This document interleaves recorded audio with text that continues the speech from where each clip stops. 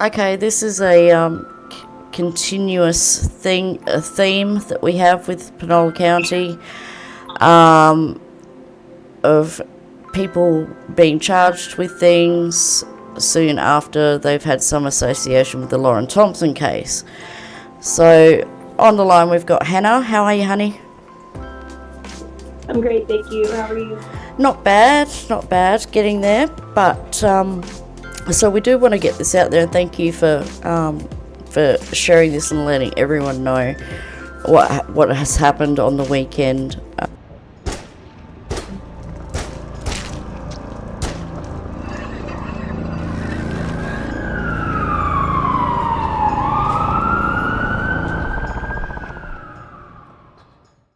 So you were driving into Penola County for like the first time in a while, weren't you? Yes, ma'am. I had come to Carthage and went out to Beckville and was on my way back from Beckville, and I had passed a cop on my way to Beckville, and on my way back he stopped me. Okay, and that was on Saturday, was it? Yes, ma'am. Yeah. When he pulled you over, what did he say initially that he pulled you over for? My inspection registration was out. Right, okay. And so, I don't know if you can explain this, you might not even be able to, but how does that give him then probable cause to search your vehicle? He said that he smelled leafy marijuana, not burned marijuana. Right. Which is not necessarily accurate. No. Leafy marijuana in my car. Oh, anyone could say that they smell something. You can't kind of catch them up on it, can you? And I guess that's all he has to say. So then he searched your car, and what did he come up with, and what did he do then? He found a bottle of pills from someone who had been staying with me, Yep. and I was taking them back to them. Okay. The first time I had passed by their house, they were not home. So when I was going to drop them back by on my way back home later that night, and ended up in jail for 4 pills. Fantastic. Good one. Right? Yeah, great job once again, Penola County. Because here I have schedule for narcotics for chronic pain and things like that, and anyone can go and fill my scripts for me, bring them in a car, send them by drone if they have to. Nothing is not illegal, you know. So I mean, I don't understand why that's a big deal, or I was charged for that when I go to the pharmacy for my grandparents and my mom and other family members all the time, show my ID and pick up a scheduled drug. Yep. And drive it home, and it's never an issue. Exactly. So it seems to be quite funny timing, doesn't it? Because I think you were on my Facebook group the day or the couple of days preceding this, weren't you?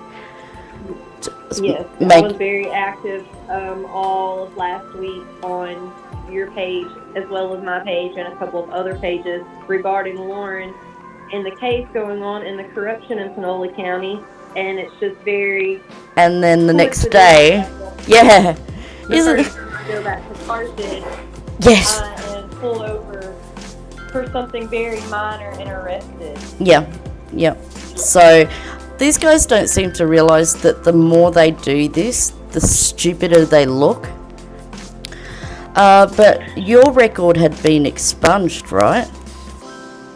Yes, I got the finalization on Monday that my record in Penola County was expunged, and on Saturday I was arrested in Penola County. You want to explain that one, Penola County? Lake? Sheriff Lake, you want to tell us what that is about? So when you got booked in, did you have any conversations with anyone? Did you see anyone you recognise? When I first got in, I was immediately put into a holding cell. I walked past John Bandy. Nice. He was in a holding cell as well. Yeah. They put me next to him. When I was brought out of the holding cell and looked over at him, he is the only person that's in a holding cell with a mat. No, everyone else is laying on the floor, on the concrete. Wow. He also had a very thick quilt versus everyone else who had a blanket with holes in it. And so I asked if I could have a quilt and pointed to the only one left in the stock, and they told me no, that I couldn't have one, that was a special case. And I said, well, I'm sure it is. That's a very special case. Oh, Penola County. Just making it worse for yourself right now. So you bonded out yesterday, thankfully. And did they say anything to you on the way out or while you were in the holding cell? No, ma'am. They didn't let me get they didn't book me or let me have a phone call or anything for 4 hours. I had a friend call up there to check on me. They told me that they told her I was not under arrest, that they were bringing me in for questioning, but they would never ask me any questions. They just told her that on the phone. Yep. So why would they tell her that? Yep. And then still charge me with things? Yeah. They told another friend that called up there that I was being irate and refusing to use the phone. That's why I hadn't called anyone. Oh, right. I know you would have called your mother, you know, or... As soon as I was given the opportunity to call her, that's the first person I called. Yeah. And she was on to us. We were just all here working together and got onto us really quickly, and so we were kind of springing into action. Didn't know what we had to do yet, but it's good that you didn't have to wait until today to get out, at least. But this is, I mean, you're saying all of this, it doesn't even surprise me at all. It really doesn't. It just, I just don't understand why they keep doing it, because every time they do this to someone who's like either, you know, somewhere in the Lauren Thompson case or kind of comments on or sticks up for me and my channel, you know, and then suddenly these weird things happen within like 24 hours. It's like... I mean, I'm in Carthage in Penola County all the time. Even though I don't live there, I work 1 week on, 1 week off. So the week that I'm off, I spend a good bit of my time back home with my family and friends. Yep. I'm never bothered. No, but... The law never mess with me, and then the first time I come back after making a controversial post. Yep. Funny, isn't it?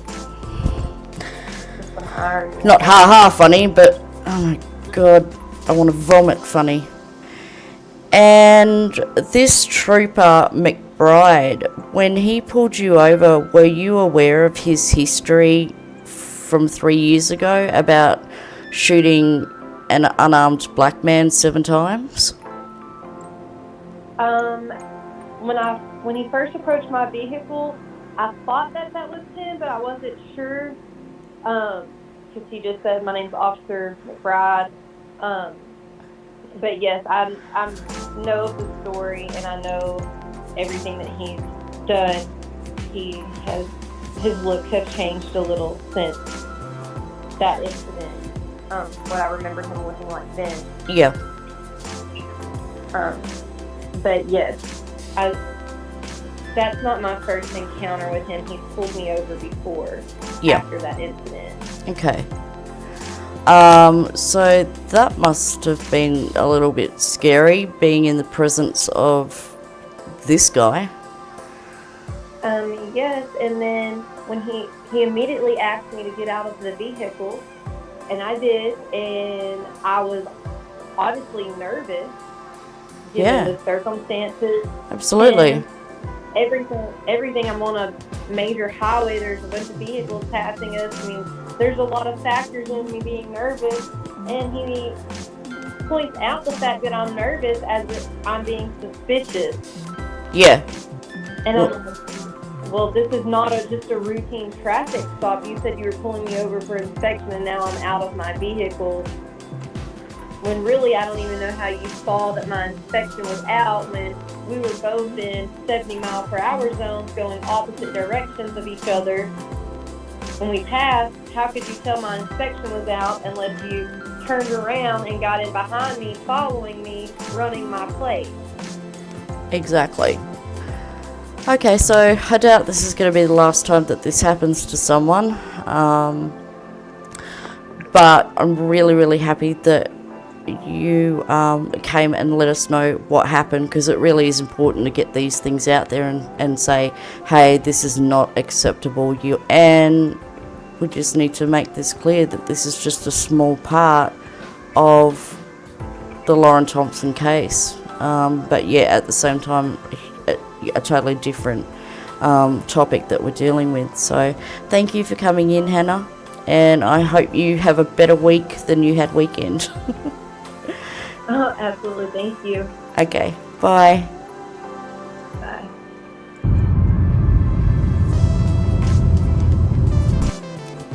And so here on the left, you've got Trooper McBride, who pulled Hannah over on the weekend. In the middle, you've got Kaylin Rockmore of Longview. Most of you will know this story if you grew up in Beckville, Carthage, Penola County in general. That in 2016, he shot at this unarmed black man 7 times, hit him 5 times in the back, and even you can hear on the audio that he says, "Why didn't you put your hands up?" So this kid was running away because he was scared and unarmed,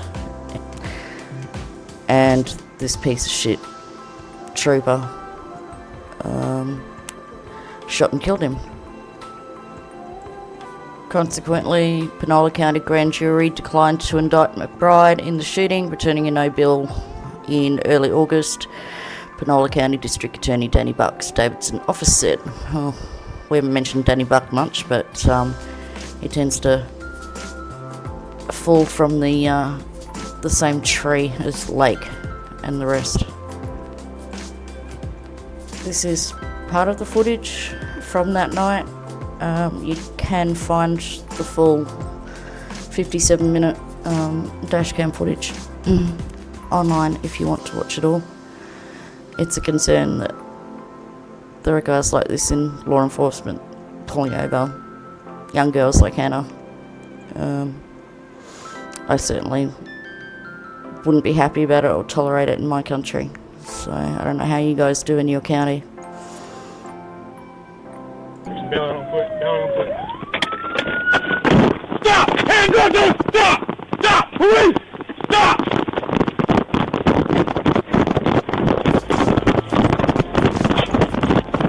Police, stop! Don't move! Everybody get back!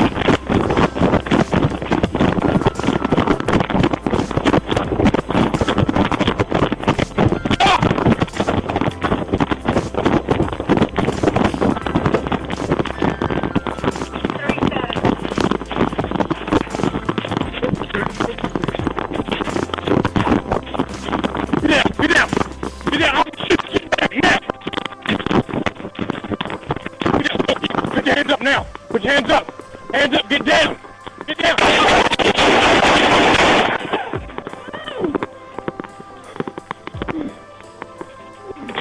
Hands behind your back! Hands behind your back! Hands behind your back! Give me your hands! Give me your hands so I can get you out there! Give me your hands! You put your hands up, man! You put your hands up! Yes, no, shots fired, shots fired. Why didn't you put your hands up, man? Why didn't you put your hands up? Don't be digging in your clothes holding the hood. You put your hands up, man. You never put your hands up, man. They ain't coming. Why do you do that, man? We don't want to shoot nobody. You got guns on you, man? You got it? Call 911. Wait. Hey, man. Okay? Alright, what we got? Man, You're okay. Calm down.